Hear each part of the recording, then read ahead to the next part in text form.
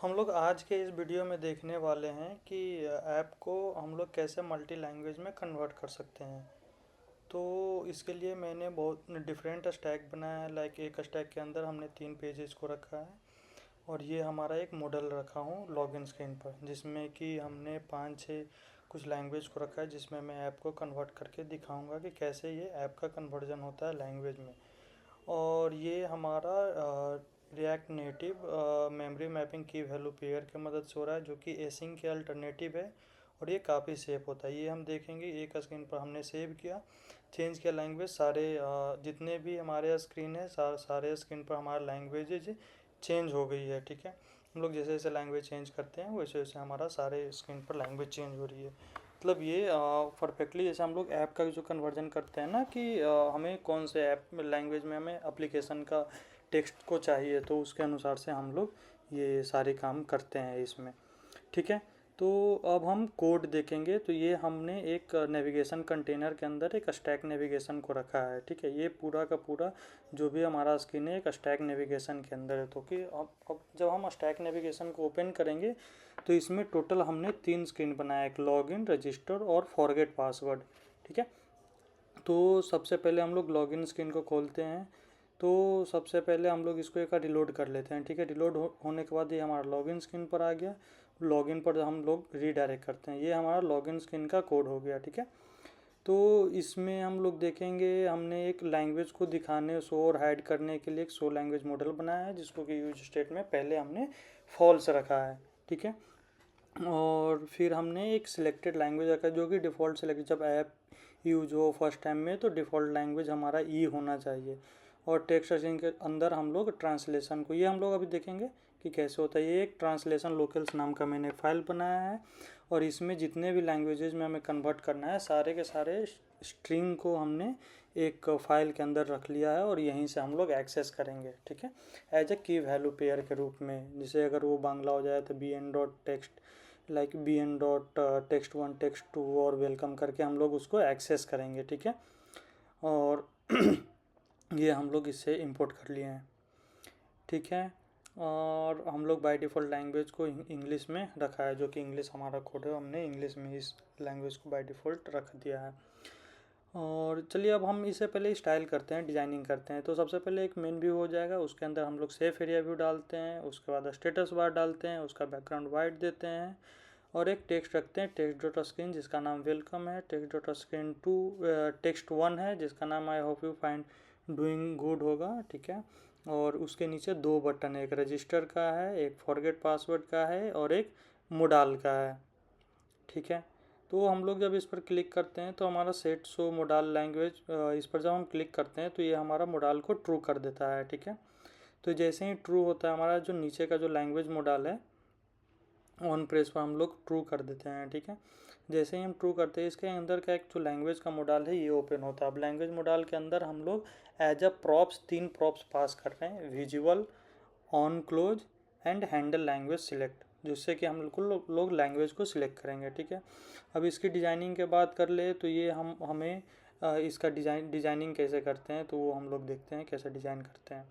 ठीक है, तो हमने एक ठीक है, तो सबसे पहले हमें एक मॉडल के अंदर हमने विजुअलिटी प्रॉप्स को पास किया। जब विजुअल अगर ये ट्रू है तो दिखे, फॉल्स है तो ना दिखे। ट्रांसपेरेंट को हमने ट्रू किया ताकि ऊपर का जो चीज़ें हैं वो पूरे तरीके से ट्रांसपेरेंट रहे। और एनिमेशन टाइप स्लाइड किया हूँ, ये अपने अनुसार से फेड और नॉन अपना स्लाइड कर सकते हैं, बट मैंने स्लाइडिंग रखा है। स्टेटस बार को ट्रांसलूटेंट किया हूँ क्योंकि ऊपर का जो मेरा स्टेटस बार है वो अलग से ना दिखे, वो पूरे के पूरे जो मोडाल है ये हमें कवर। जब अगर हम इसे फॉल्स करते तो ऊपर का जो स्टेटस बार होता है वो लाइट हो जाता है तो अच्छा नहीं लगता है, इसीलिए हमें इसे ट्रू किया ताकि वो पूरे के पूरे लगे कि स्टेटस बार को कवर किया है। फिर मैंने एक ओवरले व्यू बनाया है जिसके अंदर हमने डिजाइनिंग दिया है कि डिजाइनिंग हमारा फ्लेक्स इंड हो गया है, फ्लेक्स 1 कर दिया हूँ मैं।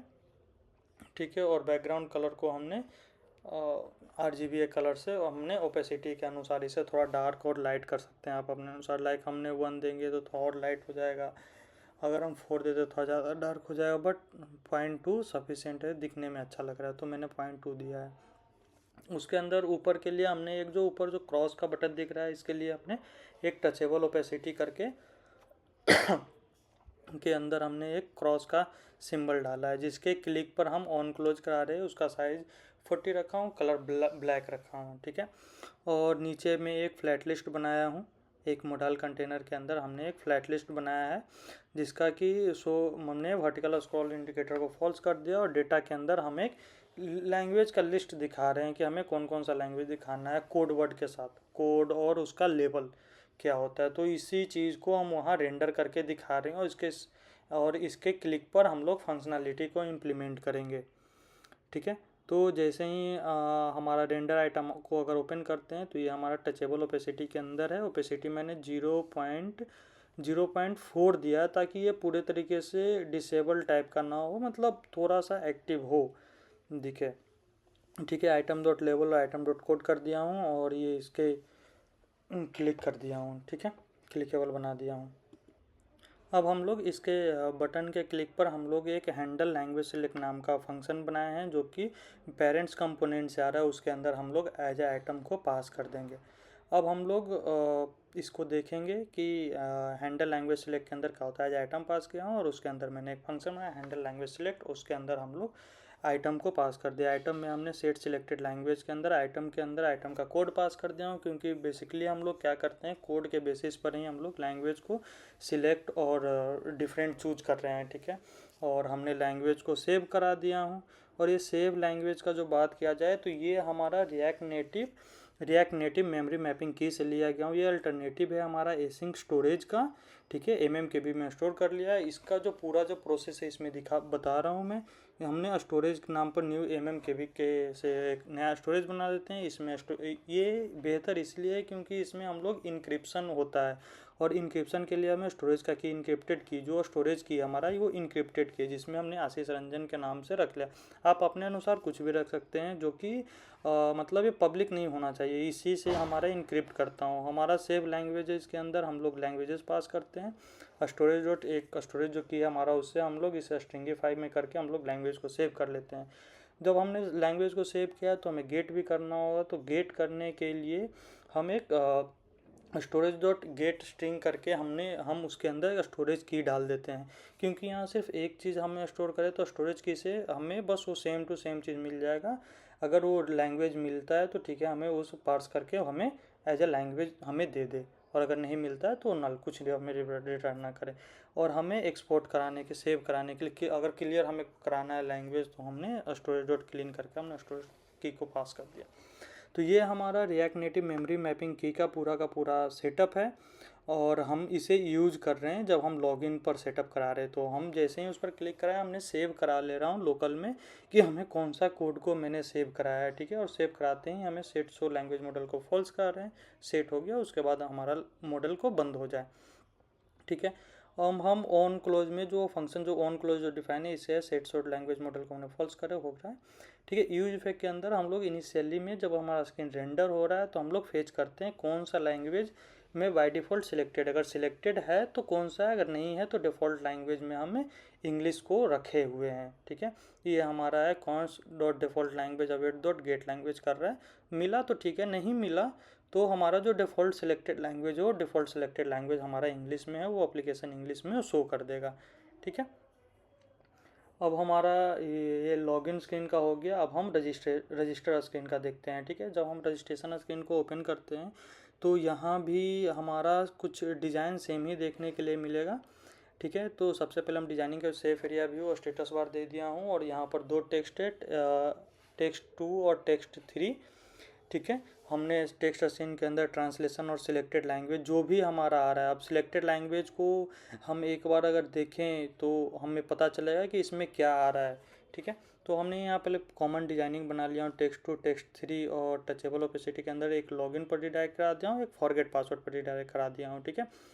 तो हम ये एक कॉमन फंक्शन ये यूज इफेक्ट के अंदर भी हम लोग कर सकते थे, बट ठीक है, मैंने एक इससे कॉमन हुक्स के एक फंक्शन बनाया, कॉमन फंक्शन बनाया हूँ, ठीक है। कॉमन फंक्शन के अंदर मैंने सारी चीज़ों को रख दिया, उसको एक जेनरिक फंक्शन बना दिया ताकि सब जगह यूज कर पाऊँ। ये हमारा यूज सिलेक्टेड लैंग्वेज है, जिसमें हमने पहले डिफाइन कर दिया कि हमारा सिलेक्टेड लैंग्वेज हो जो इंग्लिश हो, ठीक है। और मैंने यूज इफेक्ट के अंदर हमने उस लैंग्वेज को फेच किया और फेच करके जो हमें मिल रहा है उस लैंग्वेज को हम रिटर्न करा दो। अगर कुछ नहीं मिल रहा है तो हम इंग्लिश रिटर्न करा रहे, या लैंग्वेज जो मिल रहा है उस लैंग्वेज को हम रिटर्न करा दें। ये हम टेक्स्ट स्ट्रिंग के अंदर स्टोर कर लिए कि हमारा EN है, BN है, या GU है। GU मतलब गुजराती लैंग्वेज जो भी है, ठीक है। अब यहाँ से हम फॉरगेट पासवर्ड के स्क्रीन पर जाते हैं। तो फॉरगेट पासवर्ड का स्क्रीन का भी डिज़ाइन कुछ सेम ही है। फॉरगेट पासवर्ड का डिज़ाइन भी कुछ सेम ही है। यहाँ पर टेक्स्ट और टेक्स्ट 5 वो देख कमेंट अनकमेंट करते हैं तो हमें पता चल जाएगा, ठीक है। लॉगिन और रजिस्टर स्क्रीन, ठीक है। और हमारा अगर इसमें भी देखें तो हम लोग लैंग्वेज को सेम ही तरीके से गेट करें। पहले मैंने एक यूज इफेक्ट बना रखा था, बट फिर मैंने उसे कॉमन फंक्शन के अंदर सारी चीज़ों को डाल दिया। लैंग्वेज गेट कर रहे हैं, उसके अनुसार से जो भी लैंग्वेज मेरा उसके अनुसार से ये हमें दिखा रहा है चीज़ें, ठीक है। अब हम जितनी भी चीज़ें ओपन है इसे हम एक बार क्लोज करते हैं और एक बार फोल्डर स्ट्रक्चर के बारे में समझते हैं। मैंने एक सोर्स नाम का फोल्डर बनाया, उसके अंदर components, hooks, locals, navigation, screen, utils, ठीक है।